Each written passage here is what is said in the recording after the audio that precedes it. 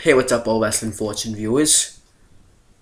I haven't been on this channel in a couple of days because I've been busy, but I did go. It's not like I haven't been on YouTube. I was on CM Brothers yesterday. And I was on the Talking Native on Thursday.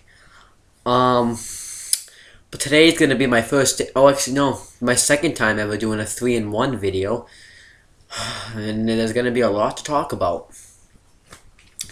So the videos I'm going to be reviewing is going to be Hell in a Cell 2009, TNA from Thursday, and Smackdown from yesterday. I'll do Hell in a Cell first. I'm going to give my thoughts on the pay-per-view. This pay-per-view is meh. Just meh. It was just... I liked it, but I didn't like it completely. There was some stuff I would have done different. And the first match... CM Punk defending the World Heavyweight Championship against The Undertaker inside Hell in a Cell. This match, and I can't believe I'm saying how long this match went because it doesn't even seem like it went that long, went 10 minutes and 24 seconds. There's just no way it went that long. There's just no way. I got these time limits off Wikipedia. There was just no way that match went that long. Let me tell you why. It seemed like it went like 8 minutes. I'm gonna check actually, because I got this from the Hell in a Cell 2009 Wikipedia page. I'm gonna go from the Hell in a Cell just matches, because there was like a Hell in a Cell matches on Wikipedia, and that's it says 10 minutes and 24 seconds as well. But no, there's just no way it went that long, because it was shit. The whole match was shit. It went only 10 minutes and 24 seconds. It doesn't even seem like it went that long. It seemed like it maybe like 8 minutes. It doesn't even seem like it was 10 minutes. Punk should have gone a longer time in that match. Just why? CM Punk got squashed kind of too. The match wasn't even good. Taker throws Punk into the cell. Punk grabs chair. The only good things about this match was when Undertaker went for the old school, CM Punk countered with the kick in the ribs. And when CM Punk did the high knee in the corner, Taker countered into a last ride. Well, he did the high knee, then he did the last ride. That was it. And then Punk goes to hit him with the chair, bounces him off the chair, chokeslam tombstone, that's it. CM Punk never really had a chance in this match. Taker's world champion, that's fine, but what chance did Taker really have in this match? He didn't have any chance. No, not Taker's, Punk. Punk had no chance in this match. This buried Punk. It fucking buried him. And I'm not saying, and I mean it too. CM Punk got buried. Buried. Then we get John Morrison defending the Intercontinental Championship against Dolph Ziggler. The match went 15 minutes and 41 seconds. This was a good match. This match saved not saved the pay-per-view, but saved the pay-per-view for what it could have been. This match was pretty good. We had John Morrison doing hurricanranas, doing drop kicks. Dolph Ziggler did some stuff too. He did like a little bit of his amateur background, really showed that he had that. And I remember when John Morrison went for the Starship Pain, Ziggler counted to kind of like a throw, like an amateur throw. And when John Morrison went for the dropkick and went to do a high flying move, I don't really know what it was.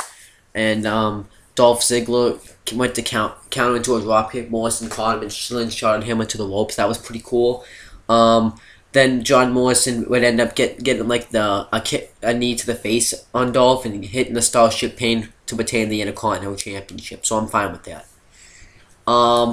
Then the next match we have is Mickie James defending the Divas Championship against Alicia Fox, and the match went 5 minutes and 20 seconds. Nothing really special here. Mickie James wins with the DDT. I don't remember what that finish is called. Then we have Jericho defending the Unified Tag Team Championships, titles, against Batista and Rey Mysterio. This match went 13 minutes and 41 seconds. Good match. Good tag team match. Good double team moves. Rey Mysterio doing a splash on Jericho. we also had just I remember they had great double team moves. Then Big Show would come in the match a little bit, and Ray wanted to stay in, and Ray and Batista went at it a little bit, and then Big Show would get the better of him, and Rey Mysterio was on the top rope, and Big Show just hit him with his hand when he goes like this, and Ray was to fall off, and that really must have hurt. Then Big Show and Jericho dominate him a little bit. Then Jericho actually does go try to get the mask. Then Batista comes in, gets a hot tag. Then Jericho hits a cold breaker. Batista kicks out. Big Show goes chokeslam. Batista gets a DDT. Rey Mysterio comes in and does a hot tag on Big Show. Rey Mysterio hit a 619 on Jericho. Big Show pulled him out of the. Well, I think when Ray threw Jericho over the rope, Big Show caught him. Then Batista speared Big Show. Then Big Show got back in the ring. Ray hits a 619 on him, and it gets West Coast pop and gets caught with the right hand. And Big Show and Chris Jericho retain the tag team championships. So I'm fine with that. Then the next match we have is John Cena defended the WWE Championship against Randy Orton inside Hell in a Cell, and the match was 21 minutes and 24 seconds. Not really a good. This wasn't really a Hell in a Cell match. This was just kind of like a match with the cell there, but they did use the cell a little bit. Like when Cena, kind of did like a power bomb, kind of like had him like this, and he put his shoulder towards it. Orton knees him, and Cena would fall into the cell. Then Orton eventually would stomp Cena's hand on the steps and his head. Randy Orton. Then they fought in the ring a little bit. And Cena hits the FU, doesn't get the victory. Then eventually Orton grabs a chair, hits him with the chair. Then Cena gets them in the STFU. And the referee gets knocked down. Orton taps out, but the referee doesn't see it. Then Orton hits him with an RKO. Doesn't get the victory. Orton like ties Cena's hands in the ropes and puts like a sleeper hold on him. And Cena tries to choke him out, but doesn't. Then Orton just punts him for the win. So really, this match is kind of all Randy Orton, but not really a good Hell in a Cell match, though. I didn't really like this match. Not the worst Hell in a Cell match ever. I think Big Undertaker and Big Boss Man was still the worst one. Then we have R-Truth versus Drew McIntyre. The match was 4 minutes and 38 seconds. These next two matches I couldn't really watch because I couldn't find them on any website, on Wikipedia, YouTube, Daily Motion, all that stuff. So I'm just going to say that McIntyre wins with the Future Shock DDT. Then we get the United States. Kofi Kingston defended the United States Championship against The Miz and Jack Swagger in a triple threat match. And the match was 7 minutes and 35 seconds. Kofi Kingston, Jack Swagger just hits the gut wrench powerbomb on Miz. Kofi hits the Trouble in Paradise on Swagger. Kofi pins Miz for the win. Then the last match of the night is DX versus Legacy in a Hell in a Cell match. This match was 18 minutes and 2 seconds. This was match of the night by far. This match was pretty good. I'm going to say it wasn't the best Hell in a Cell match ever, but it was a smart Hell in a Cell match. They booked this match, I think, pretty good. DX is coming down to the ring, and Legacy attacks him from behind. They brawl around the cell a little bit. Then eventually they do get the upper hand. DX then gives Cody Rhodes a double... Oh, by the way, Legacy's Cody Rhodes and Ted DiBiase Jr. DX is Triple H and Shawn Michaels. DX gives Cody Rhodes a double superplex on the announcer's table, on the SmackDown announcer's table. Then DiBiase jumps on Triple H because Triple H clotheslined him onto an announcer's table before that happened. And then he attacks Shawn Michaels. So DiBiase looks stronger than Cody Rhodes in this situation, I should say. Then they fight him. Then Rhodes and Michaels are still fighting, and Triple H and Rhodes are fighting in the crowd. So you see Rhodes and Michaels.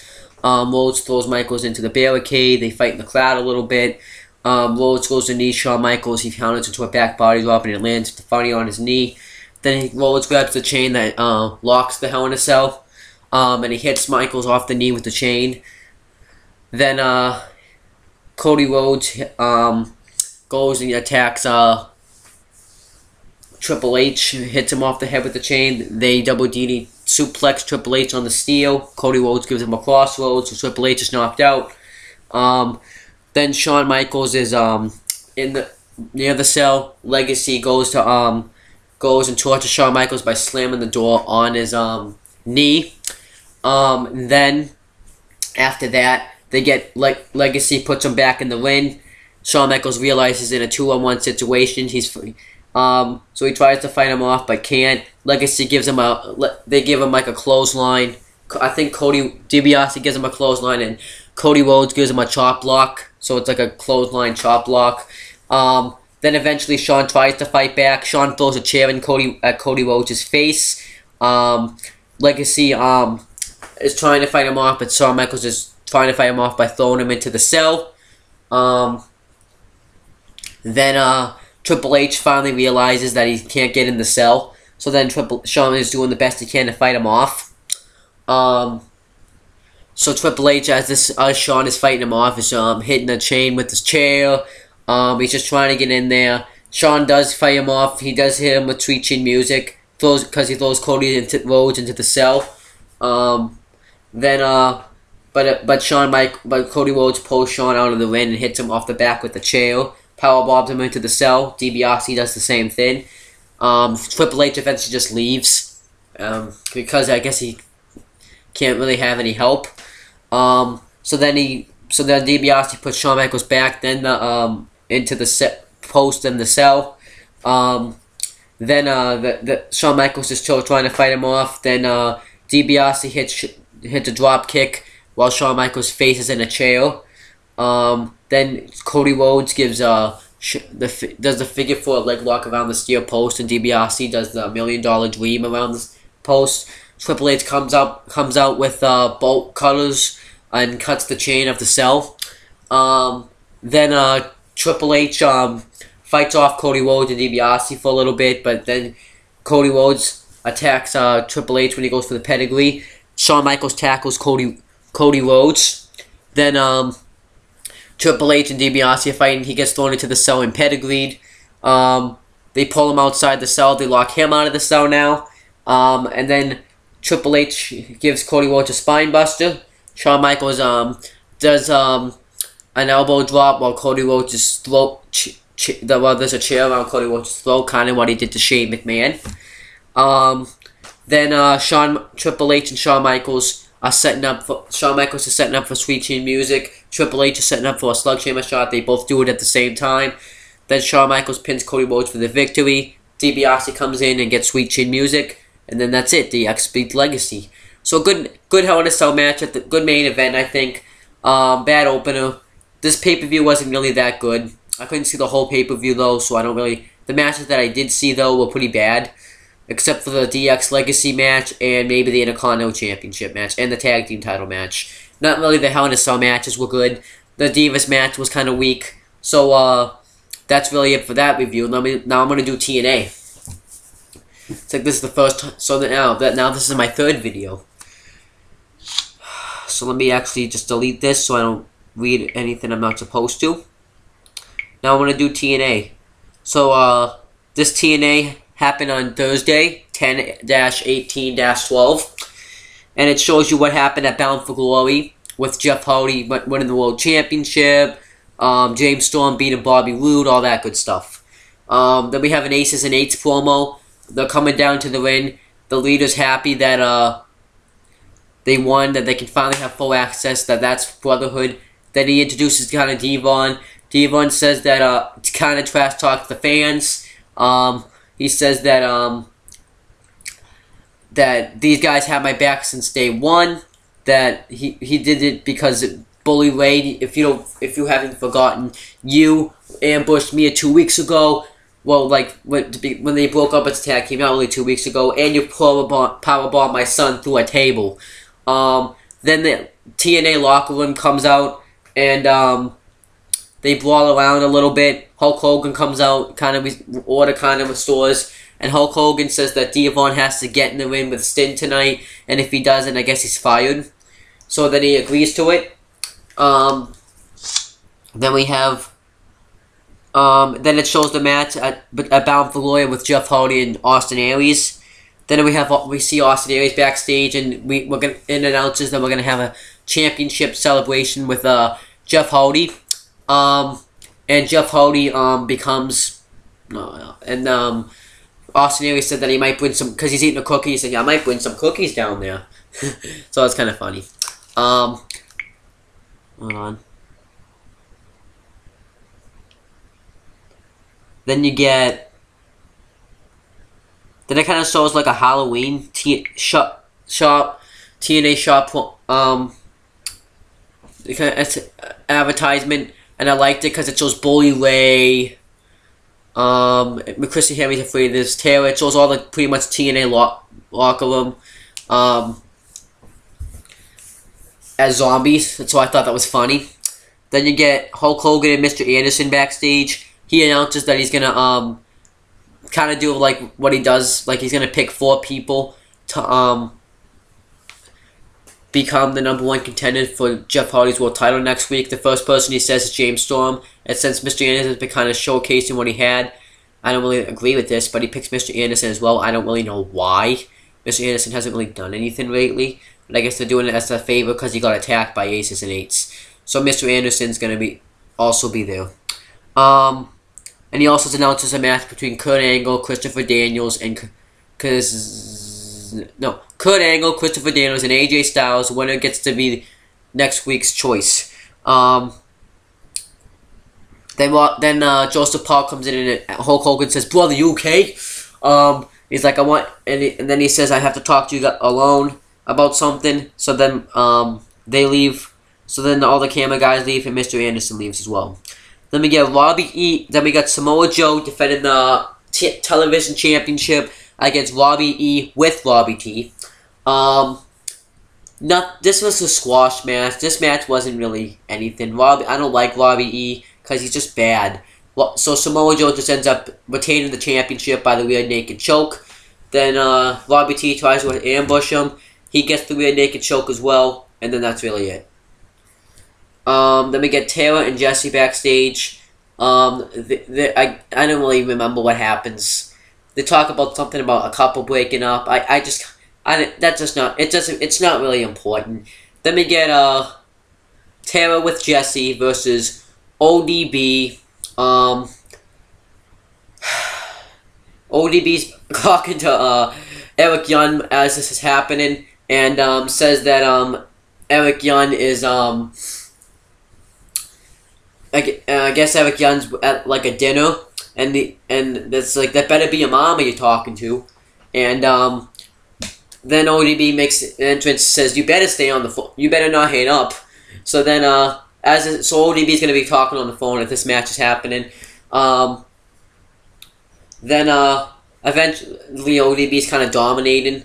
Then ODB like puts Jesse's face right where her boobs are, so he can get a little taste of it. So then Taylor kind of takes control, and Taylor and Jesse are kissing, and then that distracts him. So then ODB attacks Taylor again, spits beer in Jesse's face, and gives Taylor like this, like I don't know what it's called, but it's like he like lifts her up over her head and drops it down into like it's kind of like the 3D actually, one single 3D. So that's really what it is, and then that was really it for that. It wasn't really anything special, but it does announce that Miss Tessmarker is invoking a rematch clause next week for the title. I'm fine with that. Then you get AJ Styles and Kurt Angle. AJ Styles said that we had a great run as tag team champions, but I gotta do this on my own now. And Kurt Angle reminds him that they have a triple threat match tonight. And he's like, I know, and I'm gonna win. And he says, see you out there, Kurt. He's like, yes, you will. Then we get Aces and Eights backstage. They're just pretty much, you can't really hear them. Then it shows the tag team championship match at Bound for Glory. Then we get Kid Cash and Gunner versus Hernandez and Chavo Guerrero Jr. Nothing really special here. There was a decent tag team match. Chavo and Hernandez get the win because Chavo goes off across and does a crossbody to Kid Cash. Then you get Jeff Hardy backstage. He's coming down to do his celebration. Then we get Joseph Park, Hulk Hogan, and Sting backstage. Joseph Park says that he wants one of the members of Aces and Eights. And he's like, "What's one?" And then Hulk Hogan denies it. Then Bully Ray comes in and says that he should. He apologizes for letting Sting down. He's like, and Sting says he didn't let me down, but he kind of did because he's the one that got pinned.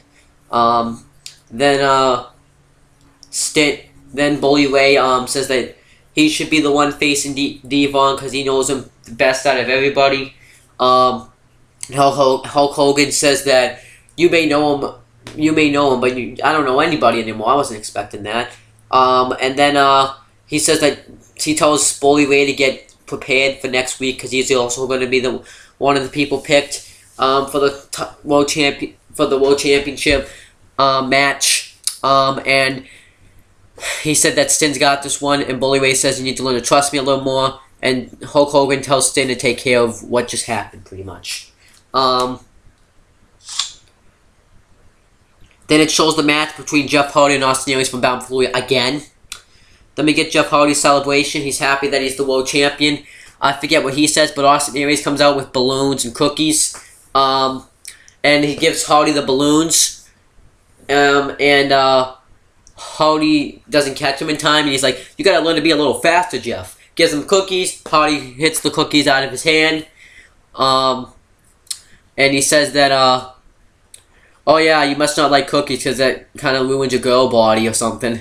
And Jeff Hardy has a new championship gold. I don't know if it's from the one from Immortal, and I tried to watch it while it was happening, but I didn't want to.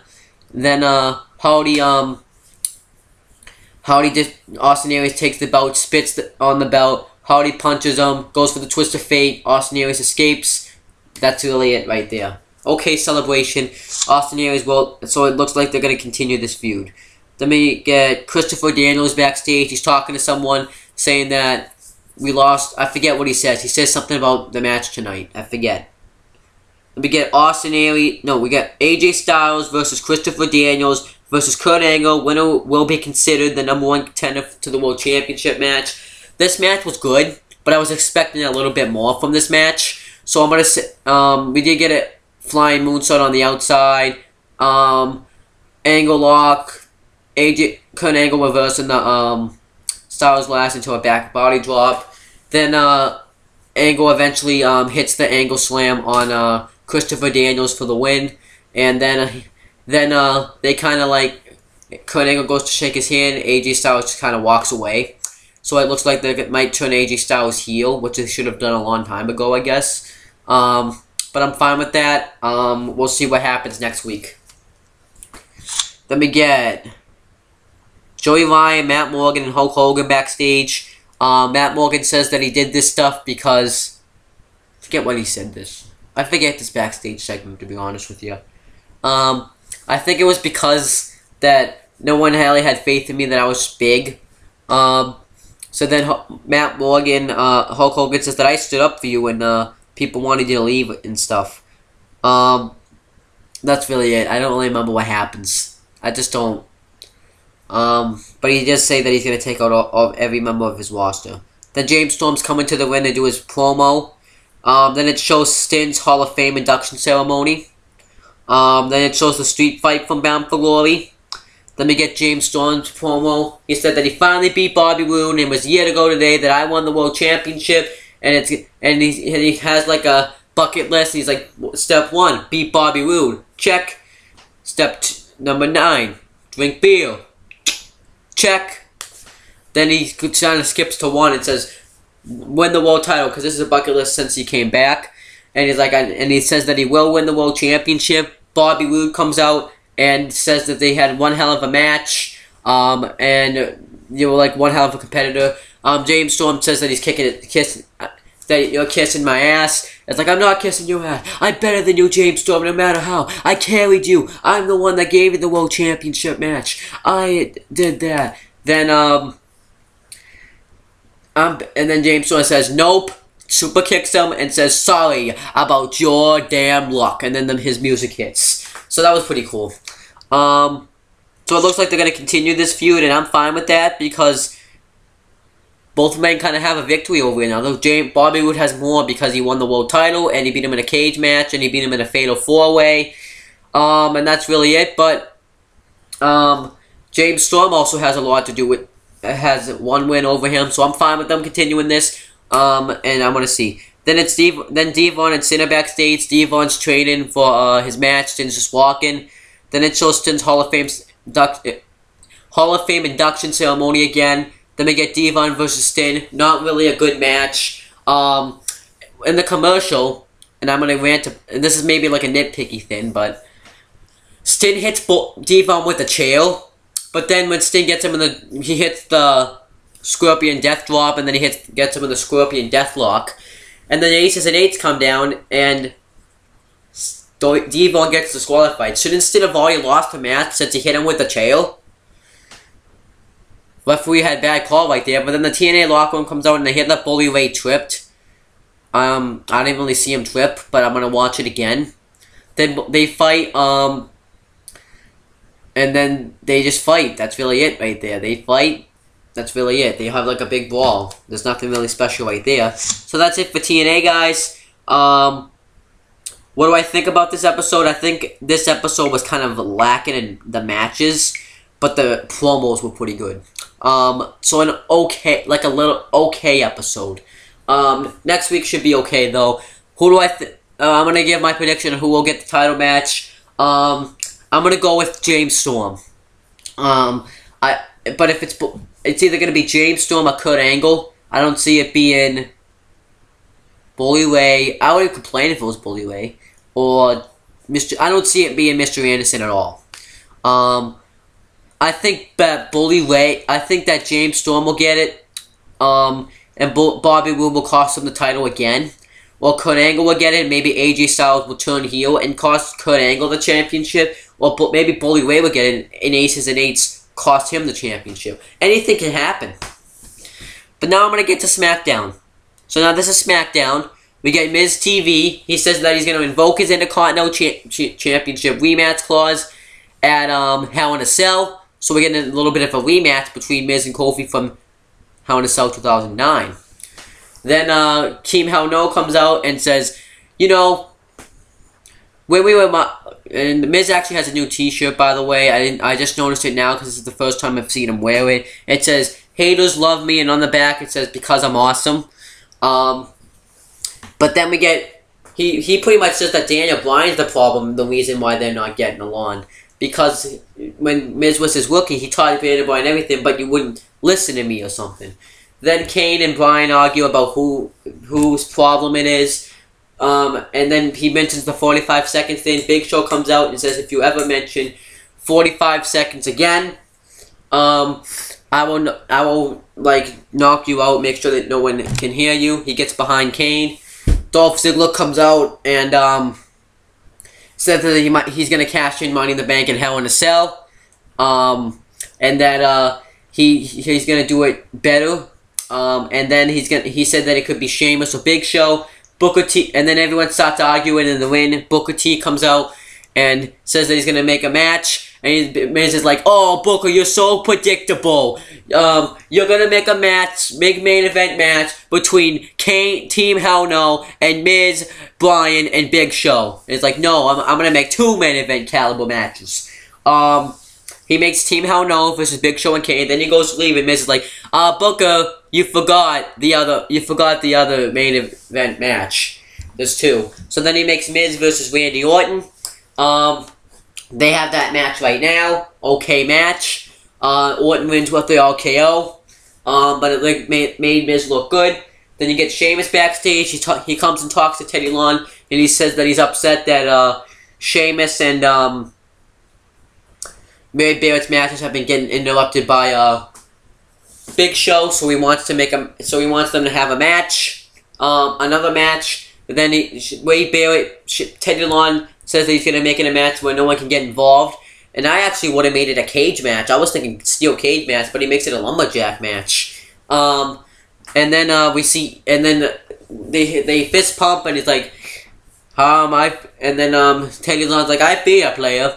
Then we see Eve watching, kind of like behind like a crate. Then we